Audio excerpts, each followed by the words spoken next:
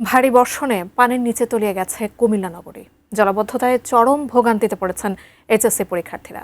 এ বিষয়ে বিস্তারিত জানিয়েছেন আমাদের কুমিল্লা থেকে আমাদের প্রতিনিধি হুমায়ুন কবির জীবন। ভোগান্তি নিয়ে আপনার কাছে আসলে জানতে চাই, পরীক্ষার্থীরা আজকে যে এইচএসসি পরীক্ষা দিতে গেছেন সকাল থেকেই মুষলধারে বৃষ্টির জন্য তারা পানি পেরিয়ে আসলে পৌঁছেছেন পরীক্ষা দিতে। আপনার মাধ্যমে তাদের ভোগান্তি নিয়ে জানাবেন এবং সার্বিক কী অবস্থা জলাবদ্ধতার সে বিষয়েও আমাদেরকে জানাবেন।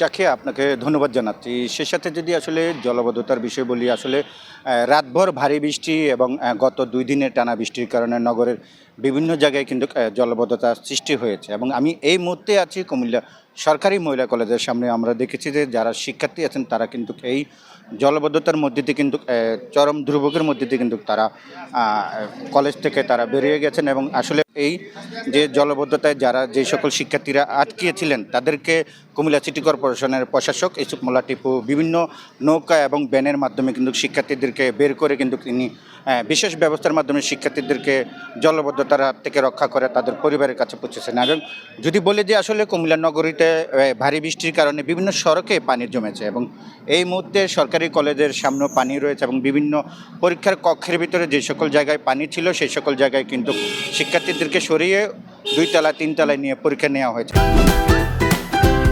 Optical brightener photo catalyst active granule সমৃদ্ধ বসুন্ধরা পাওয়ার ওয়াশ, ঝলমলে কাপড়ে ফুরফুরে মন। আমরা একটু কথা বলতে চাচ্ছি এবং এই জলাবদ্ধতার খবর শুনে তিনি কিন্তু প্রধানমন্ত্রীর নির্দেশে তিনি কুমিল্লা সরকারি মহিলা কলেজে এসেছেন। আপনার কাছ থেকে একটু জানতে চাচ্ছিলাম, এই যে জলাবদ্ধতার দীর্ঘদিনের সমস্যা, আপনি প্রায় 3 মাস হলো সিটি কর্পোরেশনের প্রশাসক হিসেবে দায়িত্ব নিয়েছেন, শিক্ষার্থীরা চরম দুর্ভোগ পোয়াচ্ছে, এই সমাধান কবে হবে বা উদ্যোগ নিয়েছেন কিনা? ধন্যবাদ আপনাকে। আপনি জানেন রাতে 2টা থেকে ভারী বর্ষণের কারণে কুমিল্লায় জলাবদ্ধতার সৃষ্টি হয়েছে। তো আমি কৃতজ্ঞতা জানাই আমাদের মাননীয় প্রধানমন্ত্রীর প্রতি। তিনি এই জলাবদ্ধতার কথা শুনেই আমাদের একটি কেন্দ্র কুমিল্লা সরকারি মহিলা কলেজ কেন্দ্রে পরীক্ষার্থীদের পরীক্ষা নির্বিঘ্ন হচ্ছে কিনা তিনি খবর নেওয়ার জন্য আমাকে ফোন করেছেন এবং পরীক্ষার্থীরা প্রবেশ করতে পেরেছে কিনা কেন্দ্রে, পরীক্ষার্থীরা যেন নির্বিঘ্ন আবার বাড়ি ফিরে যেতে পারে সেজন্য তিনি নির্দেশনা প্রদান করেছেন। ওনার নির্দেশক্রমে আমরা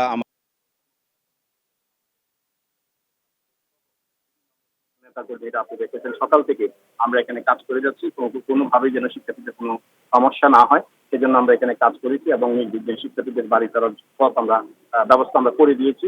এবং আপনাকে আমি যেটা আপনি বলেছেন যে জলাবদ্ধতা নিরসনের জন্য আমাদের করণীয় কি, আমরা ইতিমধ্যে যে সমস্ত জায়গায় আমরা দেখেছি যে জলাবদ্ধতার জন্য বাধা সৃষ্টি হচ্ছে, অনেকগুলো কালভার্ট, অনেক পুরাতন কালভার্টের কারণে সমস্ত কালভার্টগুলো আমরা ভেঙে দিচ্ছি এবং যে সমস্ত যেখানে যাই বাধাগ্রস্ত হবে পানি চলাচলে বা পানি নিষ্কাশনে যেখানে বাধা হচ্ছে সেখানে আমরা পদক্ষেপ নিচ্ছি এবং আমাদের নির্বাহী ম্যাজিস্ট্রেট সেখানে কাজ করছে।